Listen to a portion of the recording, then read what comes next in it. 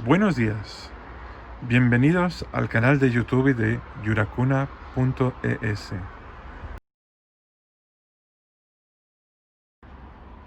Hoy vamos a hablar de ecosistemas noveles y más concretamente de un tipo de ecosistema novel que se está desarrollando en la periferia de muchas ciudades españolas.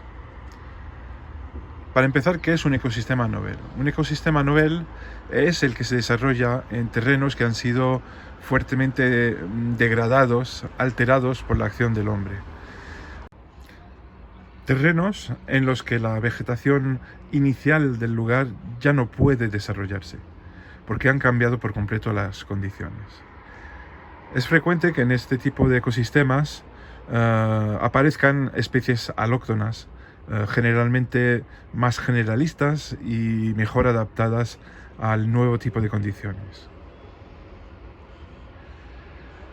Es el caso, por ejemplo, en estos bosquecillos que veis aquí y que son ya muy frecuentes, digamos, en la periferia de nuestras ciudades.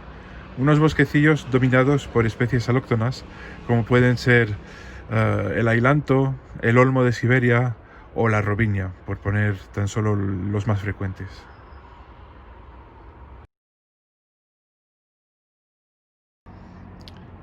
El factor determinante en el desarrollo de estos pequeños bosques es la naturaleza del substrato. Como podéis ver aquí, en muchas zonas pues no hay ni tan siquiera suelo. Lo que se ve pues es un sustrato de naturaleza arenosa mezclado con restos de obras, pues terrenos removidos, ¿no? Antropizados, como se suele decir.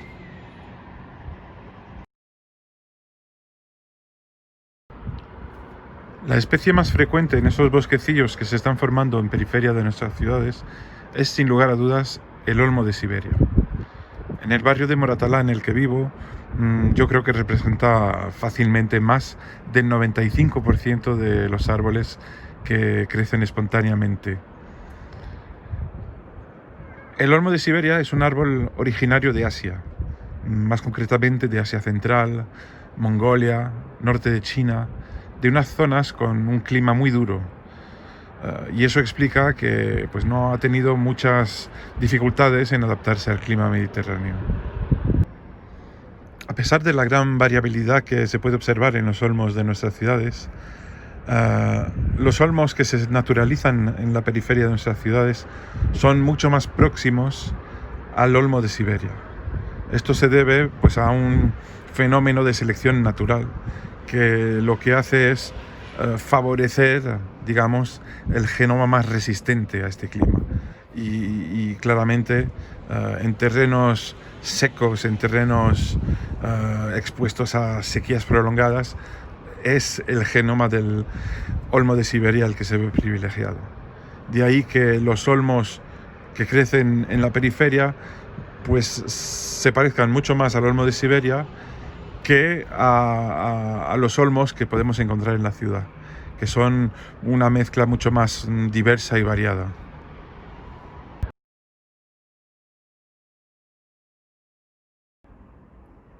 Aquí tenéis la segunda especie que domina estos bosques. Se trata del ailanto, un árbol originario de China que ha pasado en pocos años de ser un árbol ornamental muy valorado a ser considerado hoy la especie más peligrosa de todas las especies invasoras catalogadas en nuestro país. El ailanto en realidad suele proliferar cuando sufre algún tipo de agresión. Tras ser talado, por ejemplo, pues normalmente al año siguiente empieza a haber decenas o centenares de rebrotes y eso es lo que realmente ayuda a expandir aún más esta especie.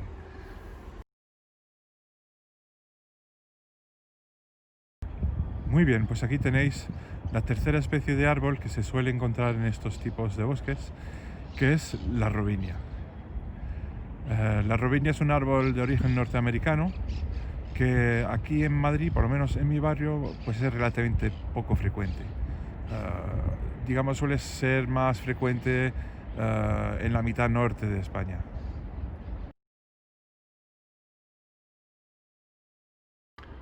La pregunta que muchos me harán es, ¿no existen especies autóctonas capaces de crecer sobre este tipo de terrenos? ¿No sería mejor privilegiar las especies autóctonas? Pues la respuesta la tenéis a la vista. Lo que podéis ver ahí, esos arbolitos pequeñitos, son encinas que, a juzgar por el tamaño del tronco, tienen ya pues alrededor de unos 15 años. Su desarrollo ha sido realmente raquítico. ¿Por qué? Pues porque plantar encinas sobre unos suelos minerales que prácticamente no tienen suelo desarrollado, pues solo lleva al desastre, quiero decir. Plantar encinas sobre este tipo de suelos es construir la casa empezando por el tejado, realmente. Las únicas especies autóctonas que son capaces de colonizar este tipo de terrenos son los pinos, y naturalmente pues en muchas zonas del barrio sí que se han plantado algunos pinos. Pinos que sí, están arraigando, están creciendo, pero que no dejan de ser especies, árboles que se han plantado. O sea, espontáneamente no están colonizando los terrenos. Esa es, digamos, la diferencia fundamental con el olmo de Siberia, el ailanto y todas estas especies que constituyen esos bosques noveles, que son unos bosques que se constituyen espontáneamente, de forma natural. Pues nada, para concluir este pequeño vídeo, yo creo que merece la pena pensar un poco en qué significado que tienen estos ecosistemas noveles. Claramente se trata de un fenómeno espontáneo, un fenómeno imparable, y entonces cabe preguntarse si, oye, vamos por buen camino al considerar todas esas especies exóticas como invasoras. ¿No será en realidad que son esas especies las más dinámicas en los ecosistemas de nuestra región? Claro, eso es cambiar por completo el punto de vista que tenemos sobre esas especies. Entonces, eso explica por qué este concepto de ecosistemas noveles por ahora no está siendo muy aceptado, sobre todo en medios conservacionistas, digamos.